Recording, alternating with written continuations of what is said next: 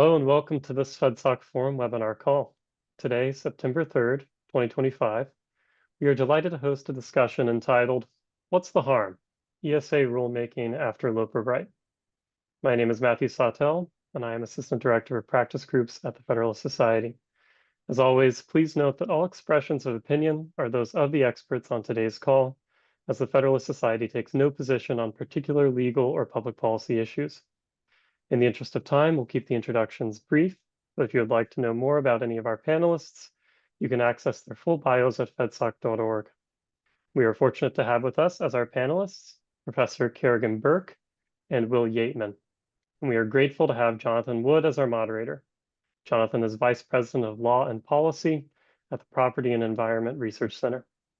As a last note, throughout the panel, if you have any questions, please submit them through the question and answer feature in Zoom, so that we will have access to them when we get to that portion of the webinar. We do ask that questions submitted there both pertain to this discussion and end with a question mark. With that, thank you for being with us today. Jonathan, the floor is yours.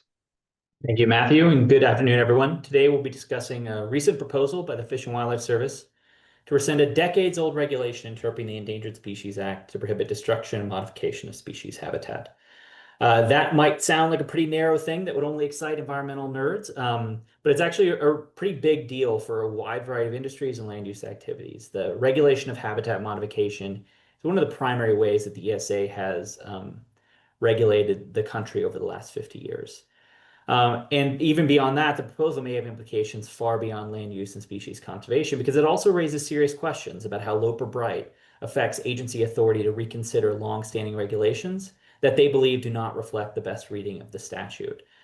To debate those questions, we're fortunate to have Will Yateman, a senior legal fellow at the Pacific Legal Foundation, and Kerrigan Burke, professor of law at UC Davis and a senior fellow at the California Environmental Law and Policy Center. Our run of show today will be that each of our speakers will have 8 to 10 minutes for introductory remarks, followed by a moderated discussion and audience questions. So as Matthew said, please do add your questions as you have them into the queue, which I will be monitoring, and we'll sprinkle in once we get past the opening remarks. With that, I believe we decided to start with Will. Thank you so much, Jonathan. So I want to set the table. For about 50 years, the implementation of the Endangered Species Act, which I'm going to call ESA, it remained largely static.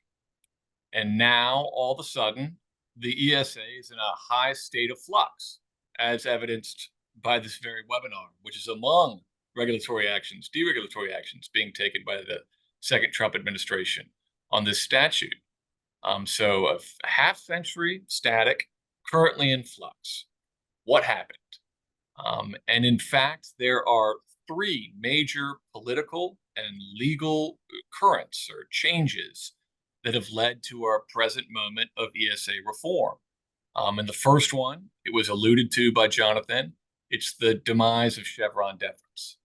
So at every juncture of the ESA, you find a rule propped up by Chevron. I'm an expert in these things, and I don't think there's any other regulatory regime, domestic regulatory regime, that was more deference dependent. So of course, the harm definition rule, it reflects this. It was, upheld. We all know Babbitt v. Sweet Home. It's predicated, its viability is predicated upon Chevron. So in a world without Chevron, the ESA becomes legally vulnerable. All right, that's the first trend. The second change is the advent, the structural force, political force that is President Trump. So for 50 years, it was GOP orthodoxy to go to the middle on environmental statutes. You didn't want to rock the boat. You didn't want to alienate suburban housewives. That was the thinking. So Ford, Reagan, HW, W, they all fit this pattern. Well, Trump has smashed the mold. And perhaps, I'll speculate here, but that's the new norm in GOP circles, is to take these sorts of positions. So that's the second force. And then the third one is the rise of these abundance folks on the left. So these are the people who have become sick of environmental statutes holding up development, all the red tape and whatnot. they bemoan the fact that these regimes make it impossible to build things in America. So the rise of the abundance folks, it's important politically insofar as it mutes opposition to these sorts of reforms. So these three factors, they converge in our present moment, leading to multiple ESA reforms, including the blockbuster one we're talking about right now. So, okay, that's the context. Let's turn to the rule per se. I want to discuss very briefly, echo or why Jonathan is so spot on when he calls this rule a big deal. It's not just that it would put an end to the Rube Goldberg-esque legal liability faced by private landowners for possibly and accidentally in the future harming listed species. Though that will occur, I mean, if this rule becomes law of the land, or that would be likely to occur, and that would be a welcome development. But it's broader than that. An expansive definition of harm, it ripples throughout the statute. It's the linchpin for the regime. So an expansive definition of harm causes permittees or federal permittees to face a more burdensome Section 7 consultation process. It results in private landowners being subject to more onerous habitat modification plans at the local level of government. So by shrinking the meaning of take, the proposed repeal would cut through ESA's copious red tape. I mean, it's not just these frankly absurd lawsuits, and that's my humble opinion. It's broader than that. It's the entire statute. This definition undergirds it. Okay, so that's why this is a big deal. Next, I want to briefly discuss possible changes to the final rule. And I think there are two possible changes that we might see from the proposal to the final. And the first is to put a little more meat in the bone. In the proposal, the agencies deleted the definition of harm wholesale.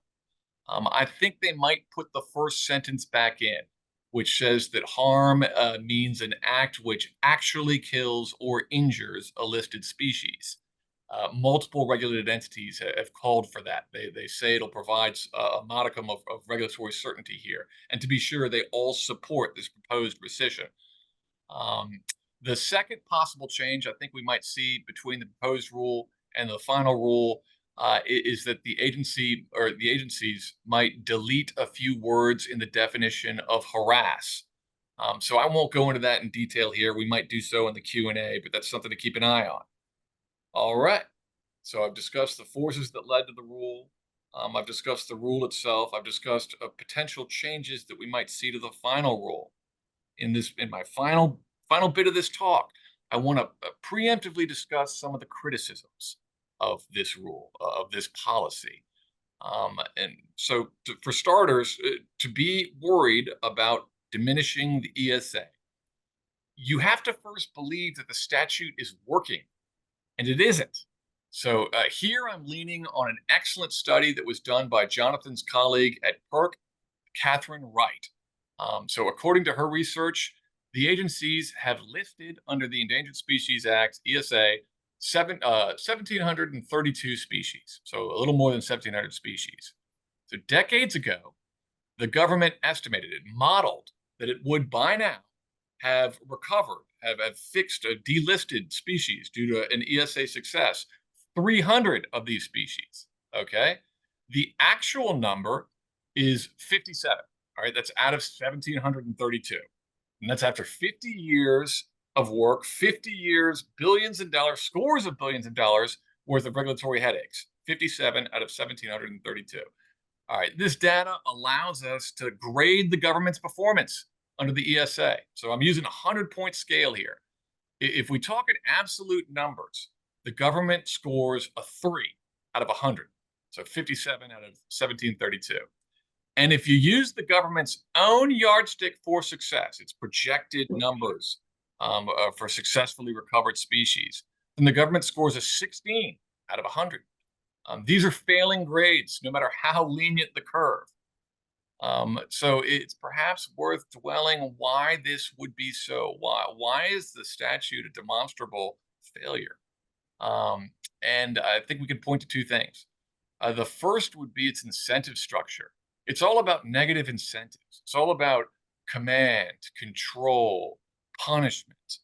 Um, uh, this this is sort of dissonant with the way human beings work, and it leads to indeed perverse incentives for landowners, who often will make their property uninhabitable for potentially an endangered species, rather than incur regulatory liability, or will even, so this is the phrase for it, shoot, shovel, and shut up.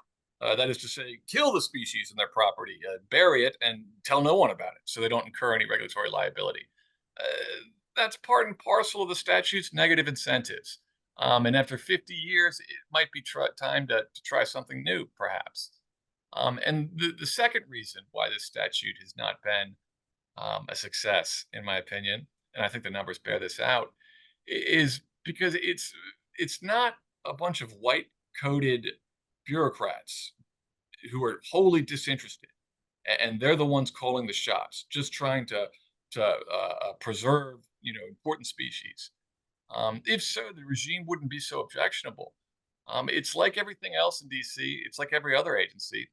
Politics call the shots. Special interests call the shots. It's no coincidence that so many threatened and endangered species occur next to oil and gas developments, because these are prioritized by the special interests that, environmental special interest. So it's not some sterile, sanitized scientific playground. It's far from it. It's politics as usual, and that's inimical to the bill's success. It gets caught in this flip-flopping cycle of policy that we've, alas, been in DC for about 20 years now. So that's my 2 cents. It's sort of the past, present, and future of what's going on, and why I welcome it, and why I think it's a big deal. Thank you. Thanks, Will. Kerrigan?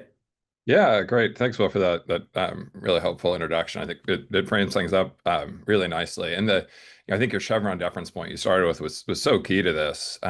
There's a nice study from like 2017 by a couple of professors looking at Chevron deference in the courts, and they said on step one, it's only about 40% of the time that agencies won. But when you get to Chevron step two, agencies won almost 94% of the time. And because most of the analyses went to Chevron step two, agencies won 70% of agencies won about 80% of the time. And this is at circuit court levels, right? So we tended to know what the law was. It tended to be whatever the agencies said the law was. And that gave you some regulatory certainty.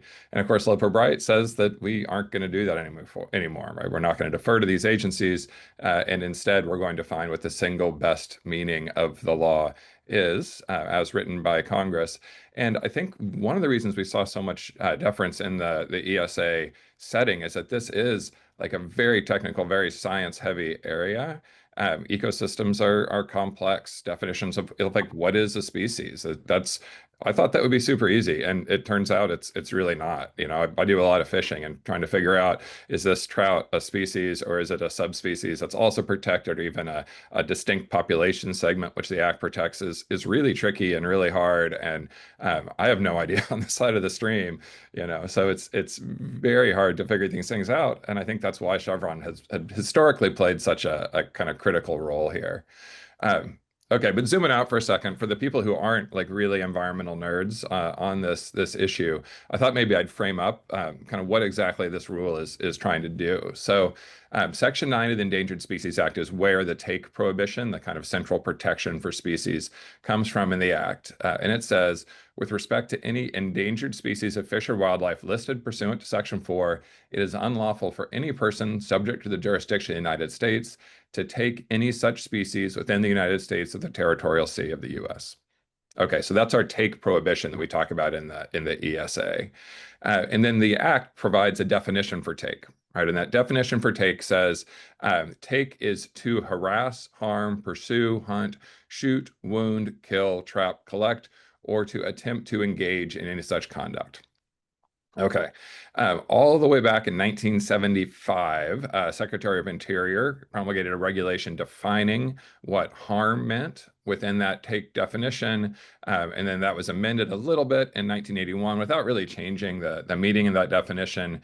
What that definition is, I'm reading this from the proposed regulatory change. The old definition was defined as an act which actually kills or injures wildlife.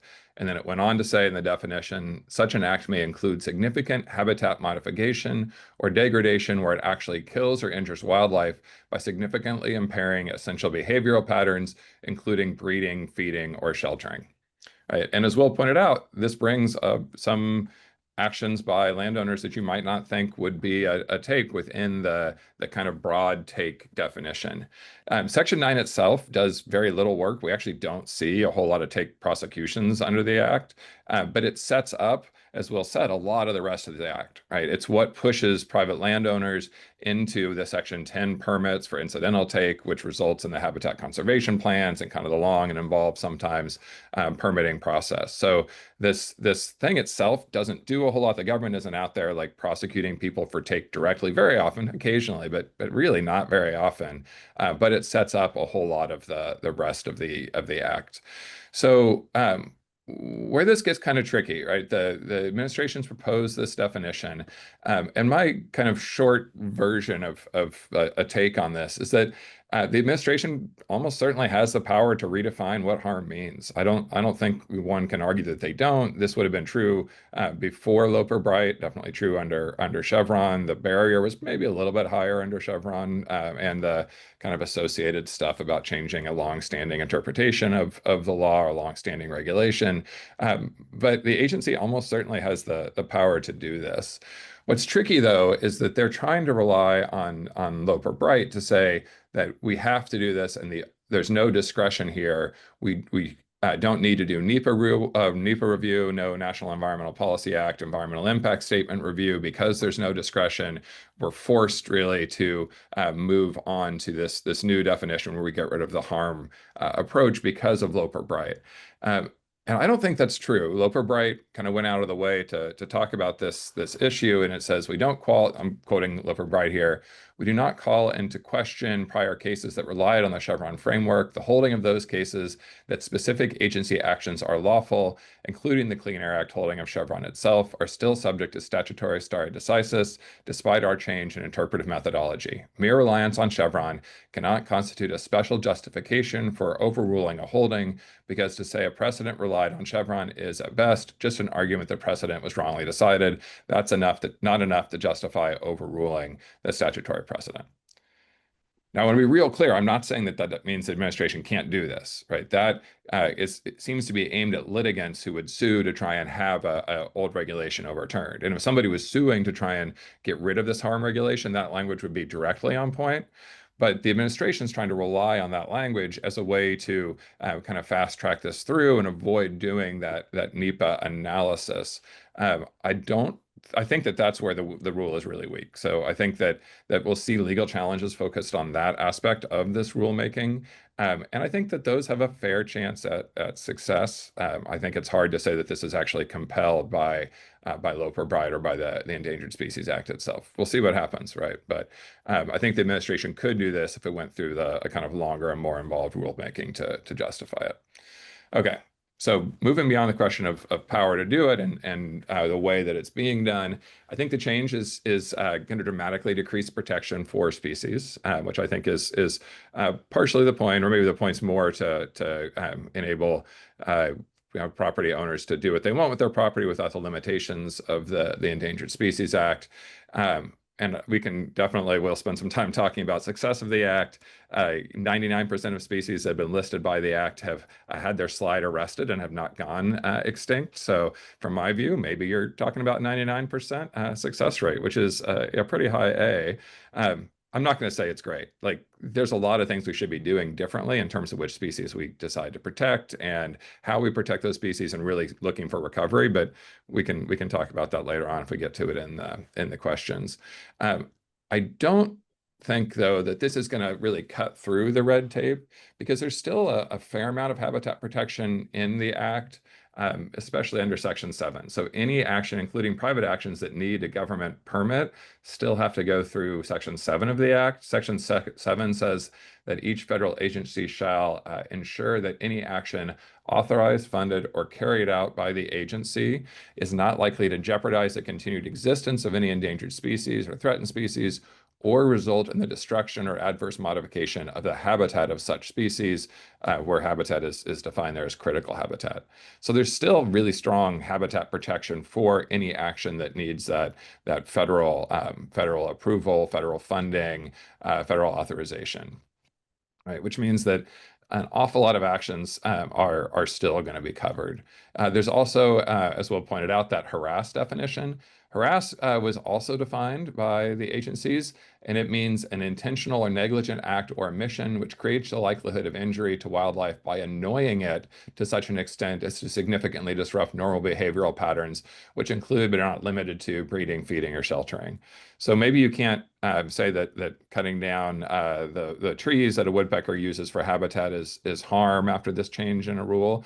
That's probably harassing the woodpecker still, right? It certainly would annoy me if someone came in and cut my house down, and that would probably prevent me from sheltering in my house anymore, which means that harass definition is kind of a big meaty hook that's hanging out there. Maybe it will get adjusted in the final rule, although you'd probably want to get comment on that if it's a whole new section of the act. If I were advising the government, I'd tell them they'd want to get comment on that piece.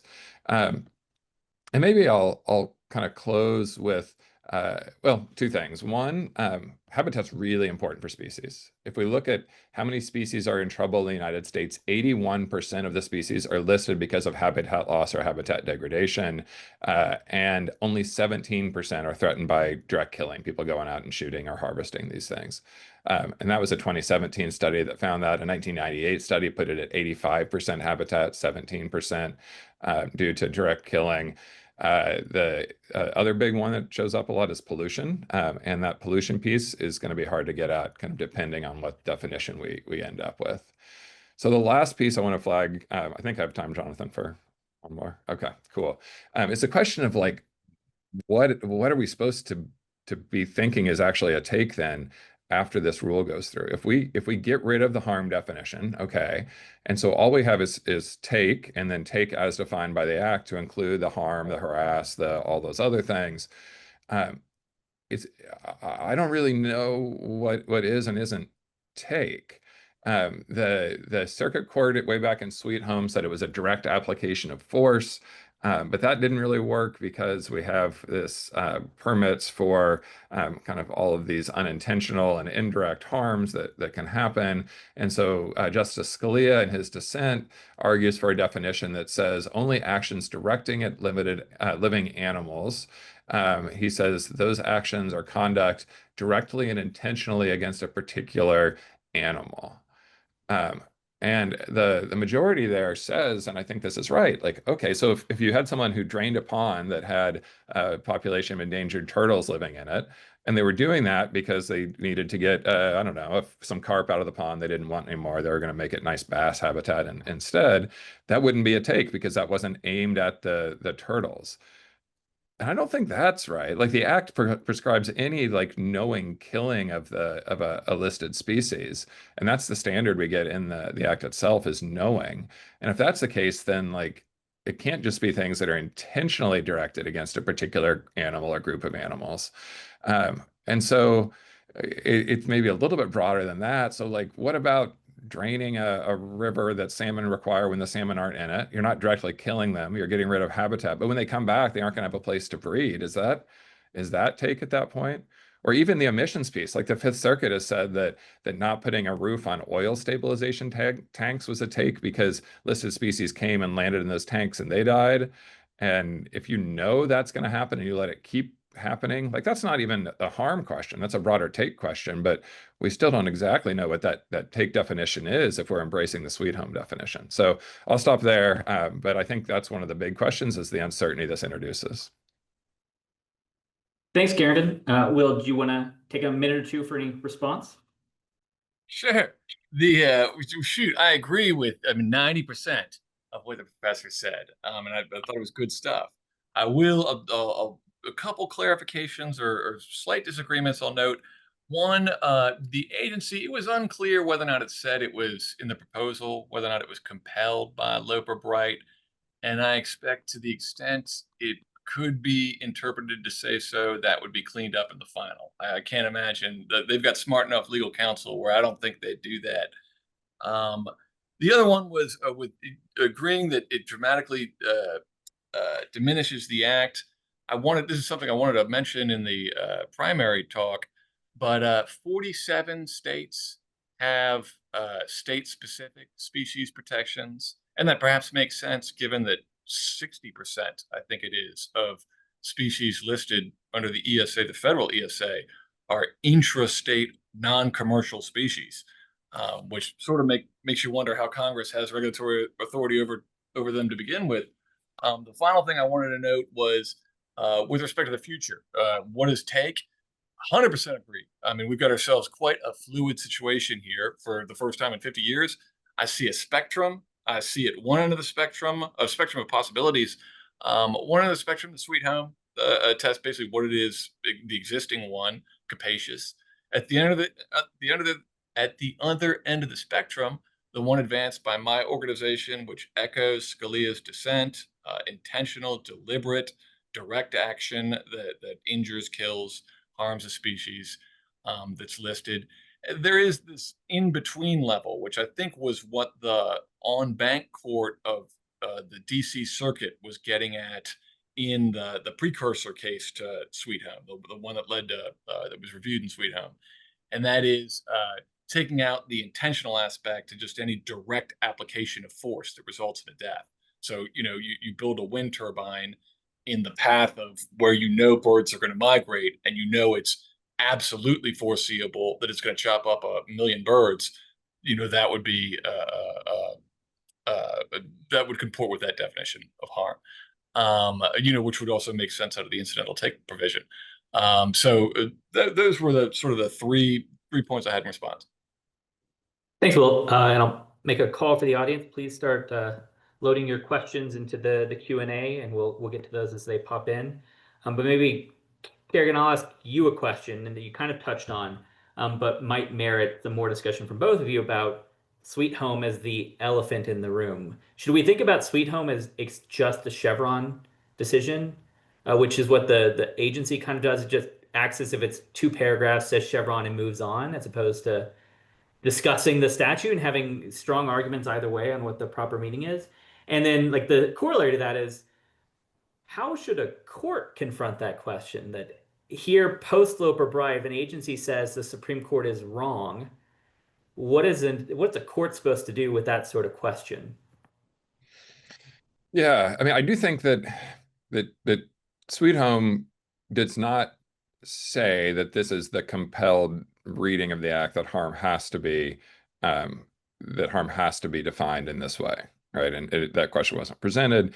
I think that the majority there, and they had a majority for this, pushes back very hard on Scalia's dissent there, which is saying that harm has to be defined as this directed, intentional thing aimed at a particular individual of a protected species. So I do think that there was a majority there, and I don't know that it's still. I don't think you're probably still going to get a majority for that. I have a hard time predicting what the Supreme Court is going to do generally with anything.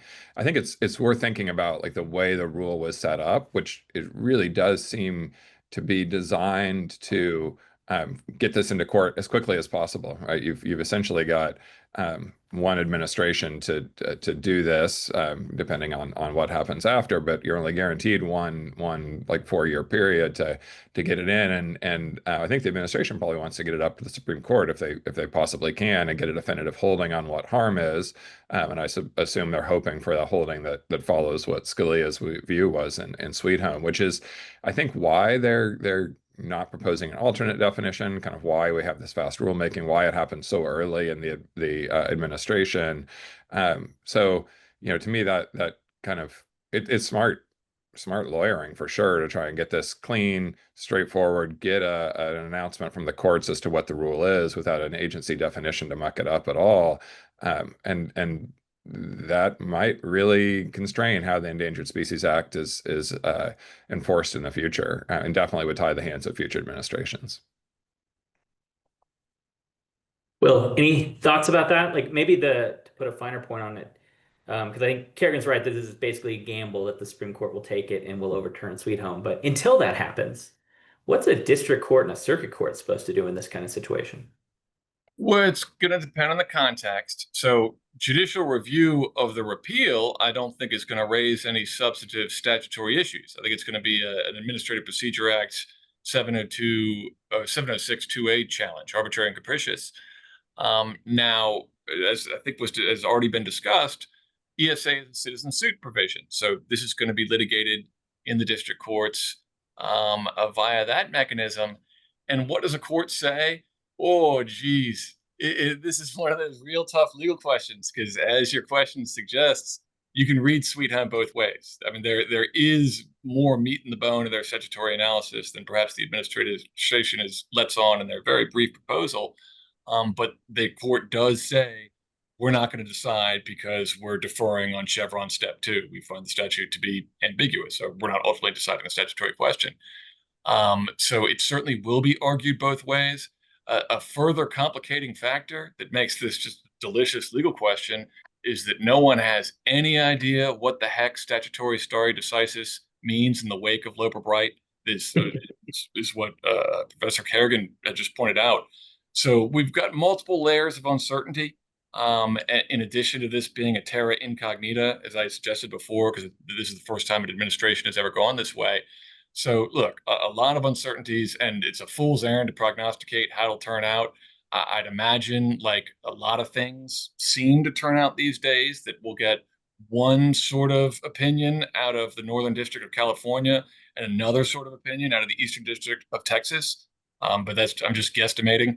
But fluid, to be determined. Hey, Jonathan, if I can just follow up on that for a second. So Scalia in his dissent has this great example.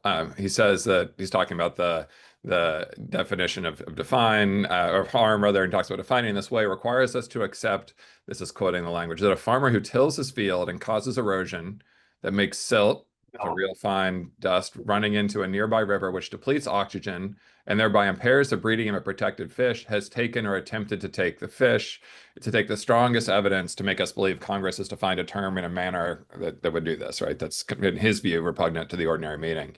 And so, what's a court supposed to do if it gets that case? And I look at that and I'm like, yeah, if you do this every year and you're killing the fish in the river every year, that's take. You're killing fish that's foreseeable. You're not doing it on purpose, so it doesn't meet Scalia's definition. But I think to me it meets the definition. But if we're taking Scalia's definition as the definition, then maybe it doesn't anymore. And I think that's he pulls it out as look at this crazy case, and I'm like, maybe I'm crazy then because that looks like harm or take to me. But I don't know what a court's going to do with that. Well, I would say there's lots of cases like that out there, certainly in the citizen suit world. A related question on Loper Bright that I've been puzzling over is, Kerrigan, you mentioned there's not a lot of time for an administration to do something this dramatic and get the Supreme Court to overturn its prior precedent. So assuming that doesn't happen, could this be undone by a future administration? How would you think about a future administration adopting what might not be the best reading of the statute, but is consistent with a past Chevron precedent? Yeah, Will, do you want to try taking that one first? Oh, yeah, indeed. Of course, anything one administration can do, another administration can undo or do, vice versa. That's the way these things normally ping pong in a lot of issue areas, especially in the environment and labor policy, but not the ESA until now.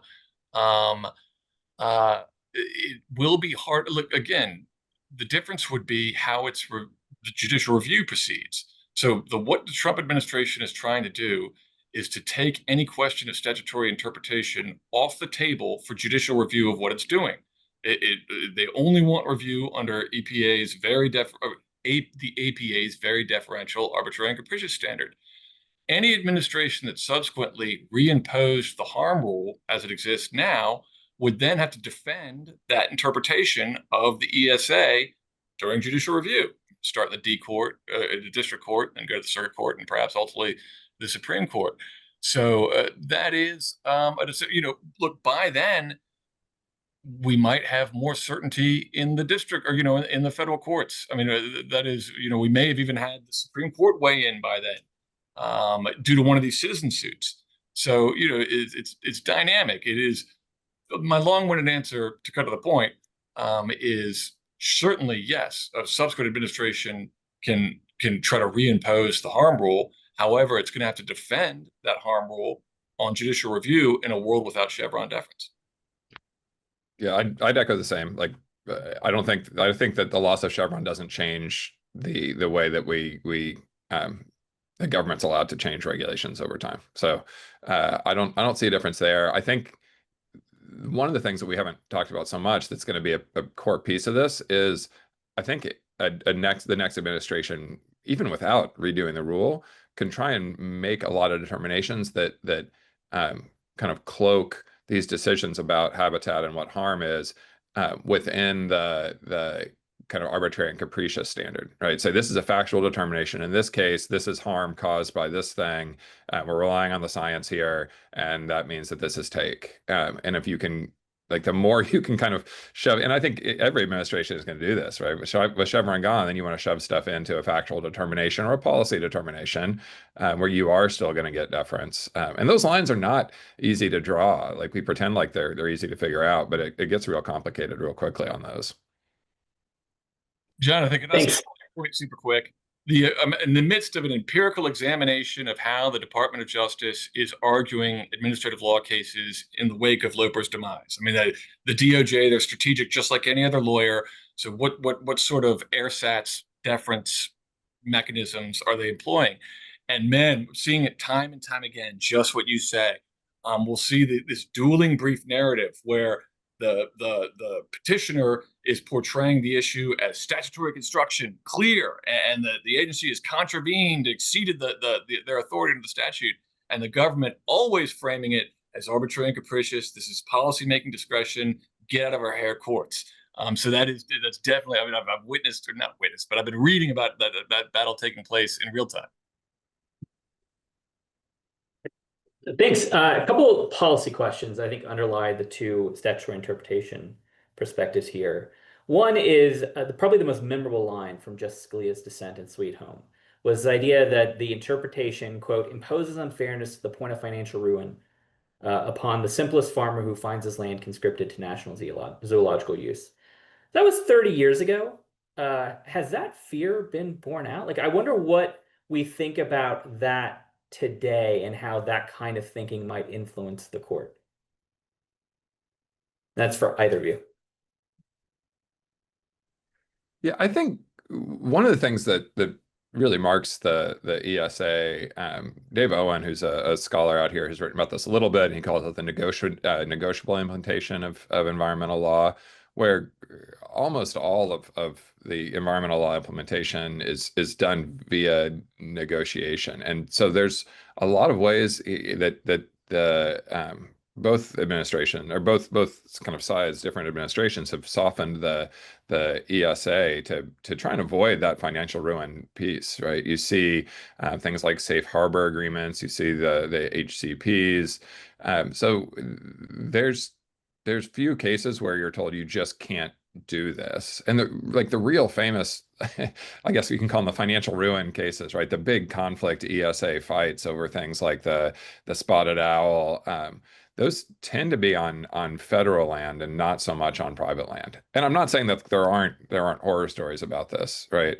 But like, we live in a society where we have restrictions on what we can do with land, and we see it in zoning, we see it in local land use decisions, and we see it under the Clean Water Act, and we see it under the Endangered Species Act. So yeah, some people it does hit a little bit harder, but I think most of the time administrations have found a way to soften that blow, and we've seen it from both sides. the Clinton administration during the kind of Newt Gingrich's efforts to reform the ESA really pushed through a lot of those changes. And none of those have become core to how the Endangered Species Act happens. Agencies like to say yes in the end. Thanks, Karen. Will, I want you to touch on that, but I want to add a policy consideration for you to talk about, which Karen raised earlier, which is that loss of habitat is the primary threat to most endangered or threatened species. Does the ESA even make sense if there's not a general prohibition on habitat destruction?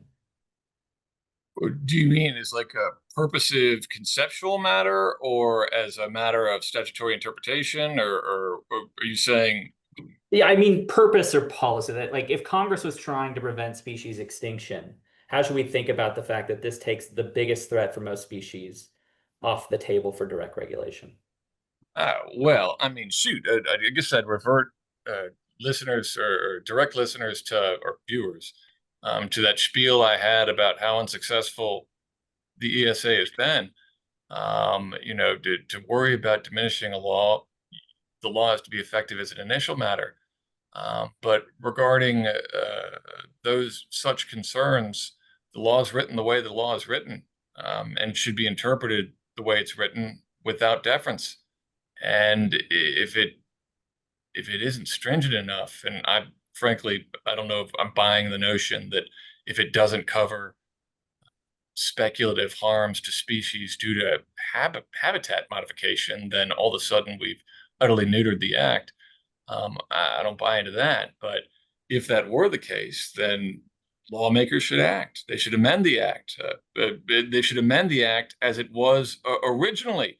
That is to say, you know, with the language that actually specifies that habitat modification is included in take, but they took that language out. Now, of course, I'm a good originalist. I give no credence to legislative history, but nonetheless, you know, it is there. I did want to touch upon one thing. Oh, golly, it was the other question regarding the little guy.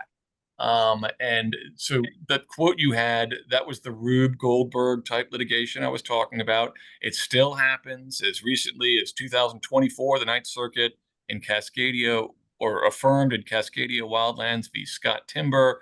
The court reasoned the plaintiffs were not required to show, or the government wasn't required to show, an actual injury beyond significant impairment. So, you know, that's sort of dubious, or that's what one of these terrible examples. And then my real point here is, in preparation for this call, I reviewed the comments, the docket, the regulatory docket for the proposal, and farmer group after farmer group. I mean, here's the Georgia Farm Bureau. For decades, the current definition of harm has imposed significant burdens on Georgia's farmers, ranchers, and foresters. Idaho, they basically say the same thing about ranchers, and the upshot is, I don't think they're lying. And there's a pretty darn extensive record with a bunch of examples on the comment docket from all these groups and organizations that indicate how, yes, 30 years later, that's how it did play out, and not just through the direct Rube Goldberg type litigation that, as the professor said, was largely citizen suits, not brought by the government, but in the way that this definition reverberates throughout the act. It makes its other components so much more onerous, so much more stringent, so much more full of red tape. I do think, well, just on that, the like habitat as proxy for take piece, it's an interesting question, right? Where like in Section 7 consultations, it's often the case that it's hard to get good data on how many individuals of a species are getting killed. And so the agency sometimes will use habitat destruction as a proxy to evaluate how many individuals of a species are getting killed. And I don't think that's going to go away. Like, I think that's still a legit method to say, well, we don't know exactly how many are killing, but we know that for every acre you remove, there tends to be 2 of these critters in there. So if you remove more than 100 acres, we think you're probably killing more than 200 individuals of the species. And that's not a question of like how we're defining the harm at habitat, right? I think that's a question of like how we're figuring out if a take has happened or not. And I think there you're like squarely into arbitrary and capricious review. But that gets super nerdy and like really, really deep diving ESA. I do want to talk, John, if I can just respond to the questions about how the act's working. And I think this is the Endangered Species Act, as we have chosen to implement it, is aimed at preventing extinction, right? Section 7 says we can't make it worse for species. Section 9 says we can't take species. The mechanisms to actually go out and recover species, like there's language in there that says agencies are supposed to be doing that, but that language has generally not been seen as enforceable by the courts.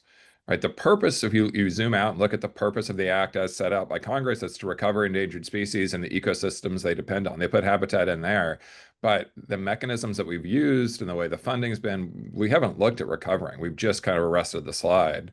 I would argue that part of why we haven't been able to do that, and part of why we as Will pointed out at the very beginning, why so many of these listed species are around oil and gas things, for example, is that there's never been enough money to kind of do endangered species the way that the law originally set out to do the endangered species thing. And I think that's in part because the government maybe bit off more than it realized it was biting off when we passed the act in the first place.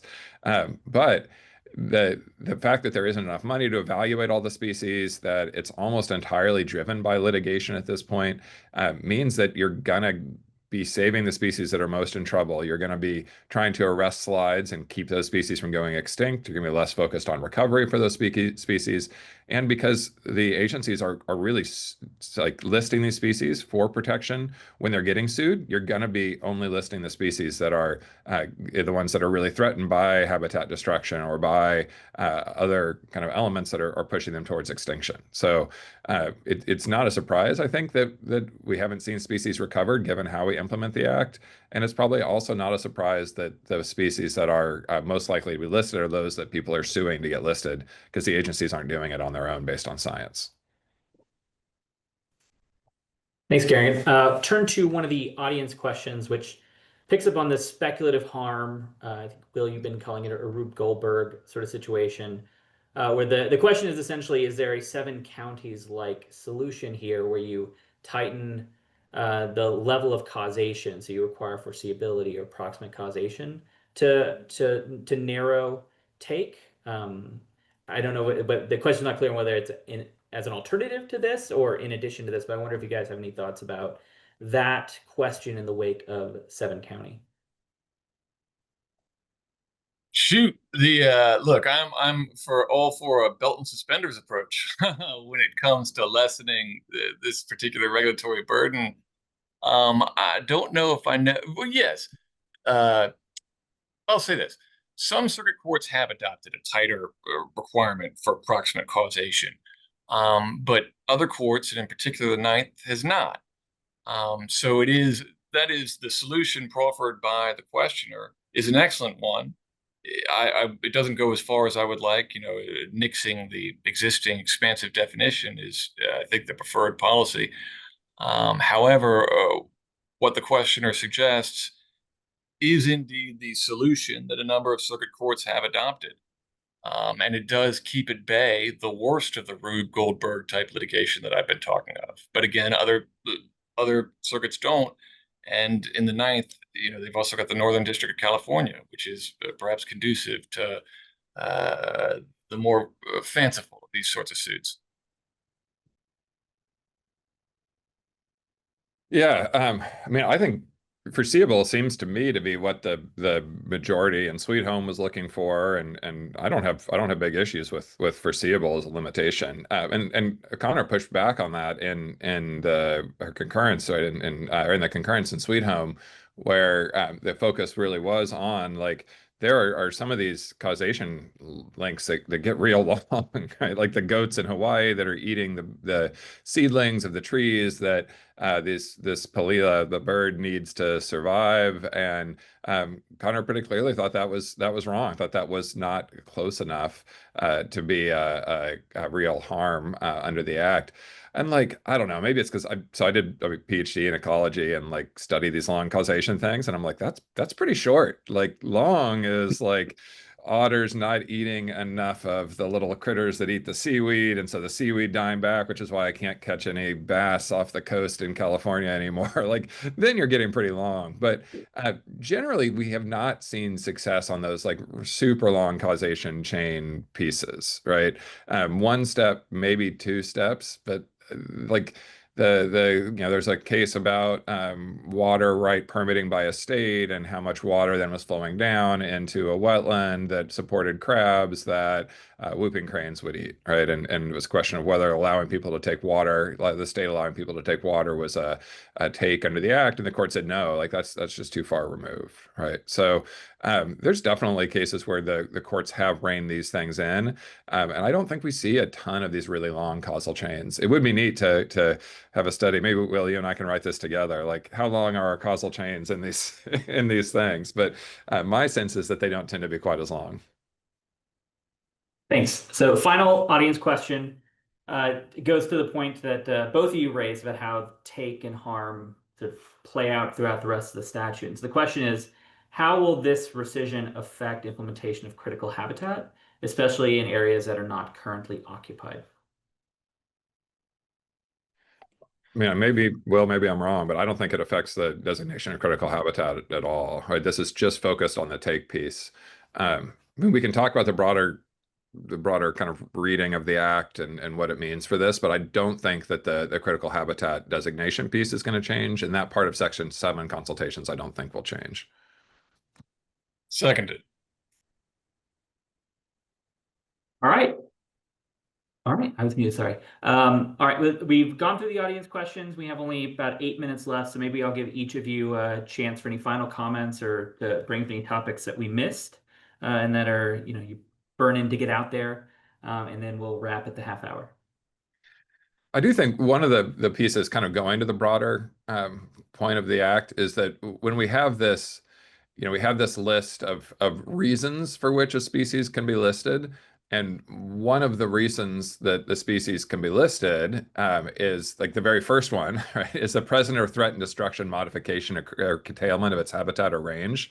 And that's one of the comments I think that I've heard a bunch from folks is it would be strange to have an act where that's recognized as the primary threat to listed species, or the very first of the reasons that species can be listed, and not have a mechanism that addresses that at all within the take definition. There's other parts of the act, and maybe you think that that's the way it's supposed to be addressed, but to say that we can't protect habitat at all through the take definition seems like a kind of strained reading of the act.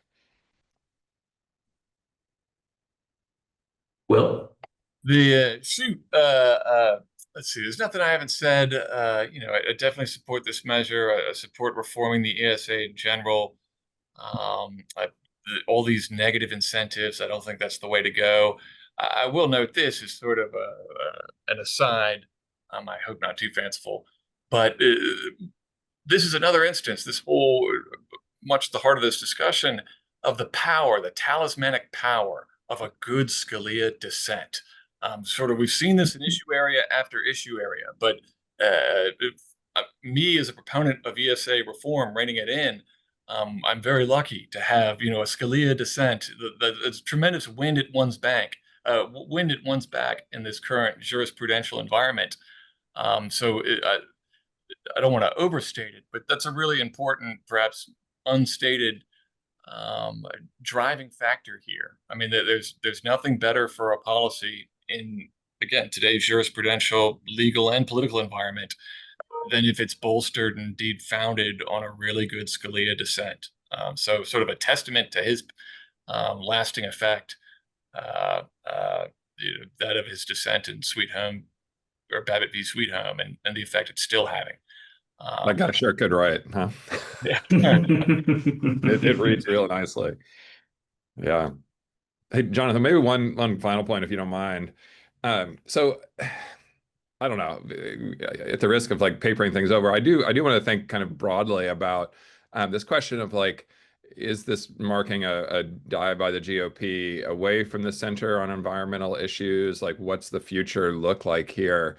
And one of the things that's constantly surprised me about the Endangered Species Act is the support for the act, the support for protecting species and and preventing extinction is consistently strong. Like on polling, and even when you're comparing it to development, like it does better than I would, I grew up in Kansas and in a kind of little blue bubble city, Lawrence, Kansas, in a pretty big red state. And my sense was always like, nobody cares about this, but it's not true. Lots of people care about species protection. Lots of people care about taking care of their land. You talk to the farmers, and the farmers are the stewards of the land, right? This is so key to the way that they see themselves, the way they see their relation to the environment.